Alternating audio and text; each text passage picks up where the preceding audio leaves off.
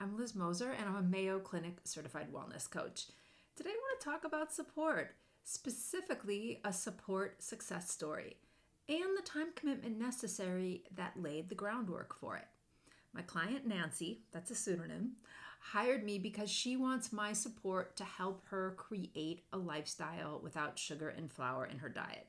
Just like me, she wants to abstain from flour, sugar, and processed foods. I'll do another vlog in the future about what I eat and why. I'll do that soon. Just like with all my clients, during our first call, we created her wellness vision, discussing what motivates her, what her strengths are, and precisely what she wants from wellness coaching. What are her goals? Then we jumped into our daily support calls. We also texted and Marco Poloed upon occasion. Nancy was doing a fantastic job, and she had a few slip-ups. That happens. After every slip, I reiterated, I'm your support. Please reach out to me when you need me. I'm here for you. Her response was similar to what I hear from many of my clients. I just don't think about it in the moment. Then a situation occurred. She was triggered, and she finally reached out to me. So the backstory. So for the past 20 years, every time she got her car serviced, she would purchase a sugar and flour pastry from a bakery next to the dealership. So there she was, leaving the dealership, and she heard herself saying, "Isn't it too bad that I have to go to the bakery?" Her second thought was, "That's crazy. What do I mean I have to go? Like, really? I have to buy and eat that dessert despite hiring Liz and my desire to eliminate those foods from my diet? Really? I have to?" She was so overwhelmed that her habit was that entrenched. She had no clue. Her 20-year-long trigger of getting her car repaired and her response to buying and eating a baked product was so strong. It was so entrenched. Ultimately, Nancy didn't pull in and purchase the habitual pastry. Instead, she drove for another 20 minutes, really upset. Then she pulled over and called me. Typically, I have scheduled calls with my clients and I'm available via text or Marco Polo during the day. However, on this occasion, trust me, I was thrilled she called. She told me the whole story, and she was floored by her sudden awareness of this 20-year-old habit and by how deep it actually went. It was like she woke up from a trance. I congratulated Nancy on breaking this routine and the beginning of creating a new habit that truly represents the person she wants to be. She acted in a different way, which began the process of creating a new neural pathway. We talked about how the next time she gets her car serviced, she can perhaps bookend her trip or text me before and after she goes to the dealership. Ultimately, her new awareness of this unconscious habit will allow her to plan and prepare before the next car service.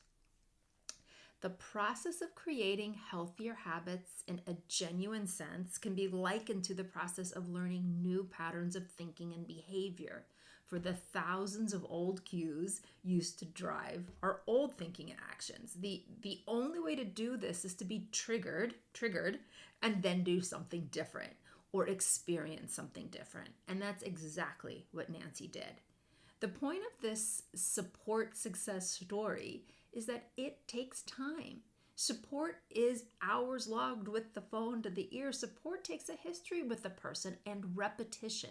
I repeatedly told her to contact me when she was triggered, yet it took me repeating it multiple times before it sank in. And it took hours on the phone. It's so hard to call a person when you are triggered to do something other than your desired action in the moment. Even if it's your wellness coach and you've spent hours with that person on the phone, and that person, me, has told you repeatedly to reach out in an emergency. Over the weeks of coaching Nancy, I showed her empathy, compassion, and patience. And she said to me that it still took humility to call me. She almost felt too embarrassed to call. Nancy reiterated what I've heard other clients say. When you are successful in many areas of your life, it can be harder to ask for the support you need. So many of us can relate to that, right? In our society, we're taught that needing support equals weakness or it's shameful. Yet as a client of mine, it's always the right thing to reach out to me. And to up your chance of reaching for your phone when you are facing a difficulty, my clients call me Monday through Friday. In a sense, our daily calls are practice for when they are triggered, just like Nancy was. Hey, it takes an average of 66 days to make a habit.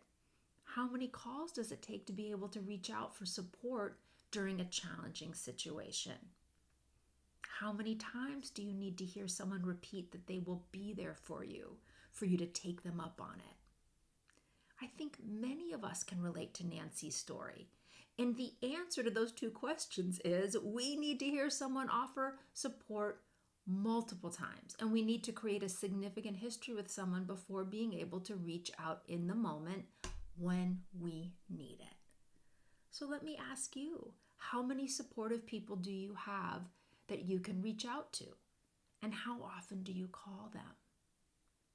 And when was the last time you called when you were triggered or when you were in a challenging situation? And how did it help? Thanks for watching my vlog. I'm Liz Moser. And if you have any questions about this vlog, about your health and wellness, or about wellness coaching, please email me at lizm@lizmosercoaching.com. Thank you, and I hope you have a day filled with all the support you need. Bye for now.